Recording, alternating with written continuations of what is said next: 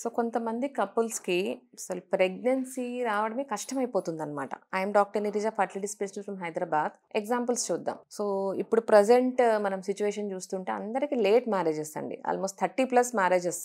So మళ్ళీ ప్రెగ్నెన్సీస్‌కి gap. So late marriages followed by late pregnancies. So దానివల్ల AMH తగ్గిపోతుంది. మేల్స్‌లో సెమెన్ పారామీటర్స్ తగ్గిపోతాయి. క్రోమోజోమల్ అనామలీస్ బేబీస్ కానివ్వండి, autism babies, down syndrome babies ఎక్కువైపోతూ ఉన్నాయి. ఇంకొకటి సివియర్ పీసీఓడి. పీసీఓడి అని డయాగ్నోస్ చేసుకున్నా కూడా ట్రీట్మెంట్‌కి రారు. సో పీసీఓడి మనం ఆల్రెడీ చెప్పుకున్నట్టు ఇది hormonal disorder, life style disorder and progressive అనమాట. ఆల్మోస్ట్ ఇది మనము పర్మనెంట్ అనే చెప్పొచ్చు. దీనికి పర్మనెంట్ క్యూర్ కూడా లేదనమాట. వీళ్ళకి ఆండ్రోజన్స్ ఎక్కువ అవ్వడం వల్ల ఏమవుతుందంటే ఆల్మోస్ట్ అన్ఓవులేటరీ సైకిల్స్ ఎగ్గే రిలీజ్ అవ్వదు. సో ఒకసారి ఐవీఎఫ్కి వెళ్ళినా కూడా వీళ్ళకి ఆ ఎగ్ క్వాలిటీ సరిగా ఉండకపోతే రిపీటెడ్ ఐవీఎఫ్కి వెళ్ళినా ప్రెగ్నెన్సీ వచ్చి రిపీటెడ్గా అబార్షన్స్ అవ్వడం చూస్తూ ఉంటాం. ఈ ఆండ్రోజన్స్ ఎక్కడంలో యూట్రస్ కూడా చిన్నగా అయిపోతుంది అనమాట.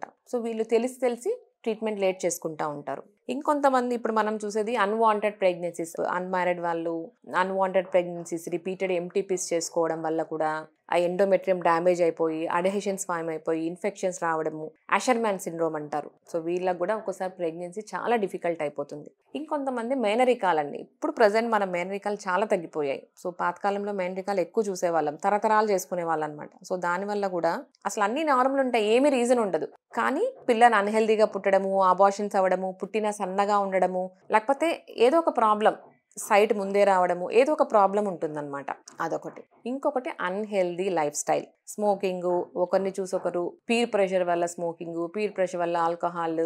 So unhealthy life style, out side food, processed food, non vegetarian, ఇదొకటి. సో ఇలాంటి కండిషన్స్లో వాళ్ళంతకు వాళ్ళే ప్రెగ్నెన్సీస్ లేట్ చేసుకుంటూ ఉంటారు.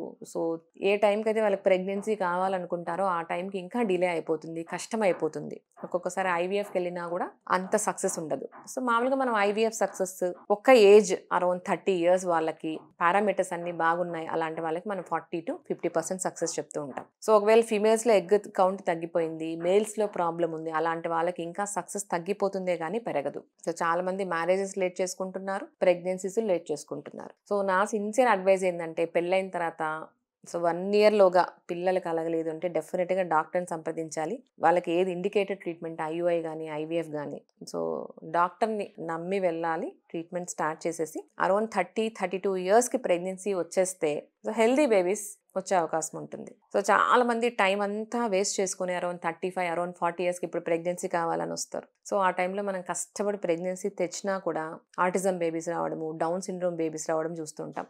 సో కపుల్ ఎయిమ్ కానీ డాక్టర్ ఎయిమ్ కానీ ఏముంటుందండి, healthy baby, healthy pregnancy. So don't delay pregnancy wantedly. So పెళ్ళైన తర్వాత 1 year వెయిట్ చేయాలి, లేదంటే యూ షుడ్ కన్సల్ట్ డాక్టర్. లేదు లేట్ మ్యారేజే అయింది, అరౌండ్ 30 అయింది, 32కి పెళ్ళయిందంటే వెంటనే డాక్టర్ దగ్గరికి వెళ్ళాలి. సో టెస్ట్లు చేయించుకోవాలి. సో వాళ్ళ ప్రజెంట్ సిచ్యువేషన్ ఎలా ఉందో చూసుకొని దానికి తగ్గట్టు ట్రీట్మెంట్ వాడుకోవాలి. Thank you.